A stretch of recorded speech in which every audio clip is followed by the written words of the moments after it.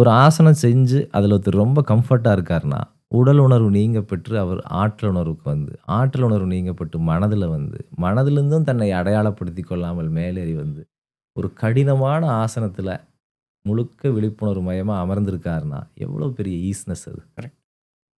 அதத்தான் அங்க கல்டிவேட் பண்ணிட்டே இருக்கோம். 2வது ம். உடல்ங்கிறது நம்முடைய அன்கான்ஷியஸ் பாஸ்ட்ன்னு சொல்றோம். ம். இந்த உடல்ங்கிறது பல ஜென்மத்து பதிவுகள்னு பதிவு. சொல்றோம். அப்போ அதன் மீது நான் ஆதிக்கம் செலுத்துகிறேன்ங்கிற இடம் வந்துரும் இங்க. அப்ப என்னது என்னுடைய பழைய வாசனைகள் எல்லாவற்றின் மீது நான் ஆதிக்கம் செலுத்துறேன். கரெக்ட். என்னுடைய கடந்த கால வினைகள் மீது நான் ஆதிக்கம் செலுத்துறேன். அதனால அதயோகம் செய்வது பல வினைகளிலிருந்து மீட்டு கொண்டு வருவது. வெளியேத்துவதற்குண்டான வழி. அவ்வளவு அதற்குள்ள ஒளிந்து இருக்கிறது. ம்.